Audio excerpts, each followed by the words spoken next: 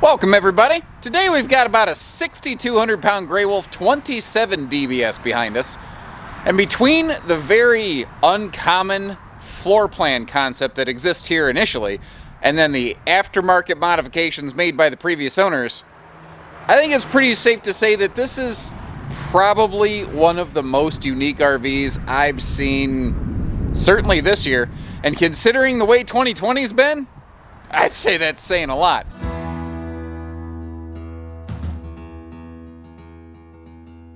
Now we're going to jump around a little bit initially just because there's some very unique qualities on this camper.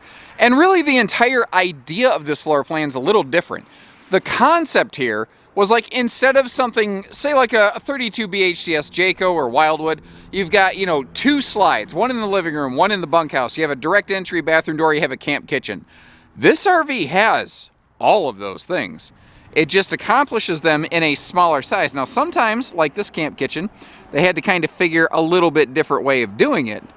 But overall, it's really effective. And one of the most obvious examples of that is the fact that this does have a direct entry bathroom door. It's just over here on the driver's side of the RV, which is extremely uncommon. Not necessarily 100% unique or unheard of, it's just very, very uncommon. And at first it seems really weird, but anytime you have direct access to something like the bathroom here without needing to go through the RV, you can cut down the amount of dirt and foot traffic track through the camper to an extreme degree. But the previous owners, they kind of fell right in line with that. They did some different things of their own. They swapped out the original pleated shades up here in the living area for these quick, easy draw style, just kind of slide them sideways curtain blinds. And they worked very well. I think they look pretty good in here.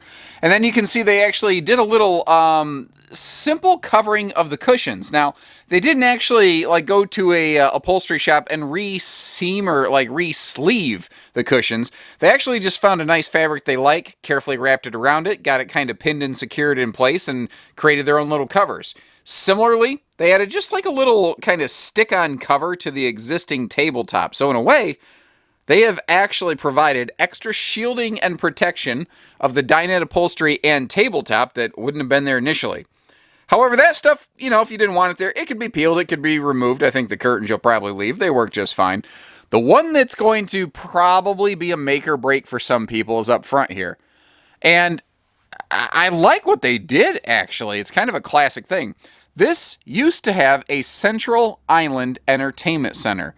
The TV was there. There was just kind of, a big cabinet in the middle and doors on either side. They wanted a bigger bed because this was built with a Camp Queen that came right up to that island. And they installed in this a big, true king. To do that, they needed to remove that island entertainment center. They weren't really TV watchers anyway, apparently. And you see this side stand over here. Let me get you up closer so you can see there are some household outlets and USB plugs in there. They had to sacrifice that side closet over here to create enough space to open this up. And then when they did that, because there was some, signature of their work left on the front wall, they just painted that one front wall panel right there. Made themselves like a nice little, almost kind of sky blue sort of situation here. So this is going to be something some people are going to be like, oh, heck no. And some people are going to be like, dude, really? A big giant king bed for us to sleep in at night? Heck yes. And in the meantime, it makes this RV look and feel huge. Now, when they did that, they were really smart to keep the entertainment potential of this RV. They relocated the coax TV hookups and power outlets here. They didn't just rip out the wiring and throw it away. And then the entertainment head, the unit, the Furrion, they moved over to here. So, they did some different things, but the thing is, they did a pretty good job of it. They had a good idea what they were doing, and I don't see anything I would call like ramshackle, poor, shoddy work or anything in here. And the RV was definitely used for a period. I can see some signs of use, but I don't see any significant damage. Like that stick-on cover they put on the tabletop, I can see a couple scuffs in that, but remember, that could be removed and the original table would still be left below. Beyond that, looks fine. I mean, the original sticker on the flooring is still down there. They obviously, weren't too awful hard on this thing. I'm not seeing big scuffs on a bunch of cabinets. Maybe like a little one down here. You can see that little scuff right there next to that drawer. but I'm having to go way out of my way to really find significant, like, blemishes or whatever you want to call it here. Overall, pretty sharp camper. I don't know, it's kind of growing on me. I like what they did. Like, whenever I see something different like this initially, my first reaction is, I don't know about that. And then the more I wrap my head around it, the more I'm like, okay, I feel you. I get this. I do like that big pantry, though. That's something Cherokee still does today. Wildwood's getting pretty good about it. That is just a sweet feature right there. Now, I mentioned that this is a 2-slide bunkhouse, similar to something like a 294 Cherokee, a 32 BHTS J-Flight, or say Wildwood at Haylett RV. It's kind of like it's a classic bunk design. Actually, this is a classic 2-slide bunkhouse before those other models I mentioned even existed. So you've got a full down sleeper sofa here. That top bunk can flip up and lock in place if you want, so you can literally create a giant extended living room here. Now, I mentioned they weren't TV watching, folks. Apparently back here, they always set up a TV for the kids, or either that, or what they did is they really used this as like the living room entertainment space, and then they used the super slide area as like the primary kitchen space. I want to be fair here. It looks like this shade has maybe been backed into and seen some better days, and I didn't spot this my first time through. A little signature water right there, but everything is solid. So whatever that was, it was obviously brief and had no long-term effect on the RV, but if I see something, I'm going to say something, obviously. Even on the fly like this, I'll try to figure it out.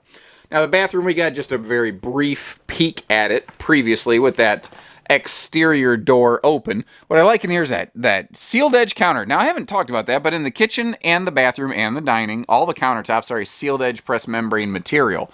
So it's going to repel water instead of potentially absorb it. That is a foot flush stool, by the way. Now, this door, it's going to throw some people. But remember, it's deadboltable, just like your main entry door. So it's not like it's a security hazard or anything like that. Back here, you see the surround paneling, big skylight, and an extra large vent fan up top to make sure you're airing out all of your, I don't know, dirty laundry? I think you know what I mean. Now, they upgraded the steps from the traditional folding steel steps to a nice set of those MORryde stable steps. The original steps are still in place. It's kind of just one of those things you can just sort of layer the one on top of the other. Now, something else you can do if you're interested, if you're like, I don't need 2 sets of steps, obviously, because I can't, use them both. The original steps can be removed, and we can actually get you like a little MORryde storage kind of tool chest thing that can mount in that position to replace it. So there are some additional upfit options available there. We've got a power tongue jack, power awning. The outside here, it's a pretty basic camper, but it's a nice, effective one.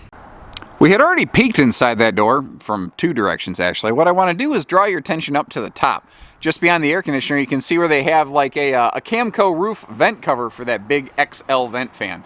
She is backup camera ready, and that is a 200-pound rated cargo rack on the back here. You could fold down for, coolers, bikes, etc. And you do not need to take the tire off that to flip that down, by the way. The slide system on this, they are a self-adjusting variety. So, when you're bouncing down the road, stuff can jiggle around pretty hard. You just hold the button until it quits, and then it'll go through a self-adjustment period, and you're good to go.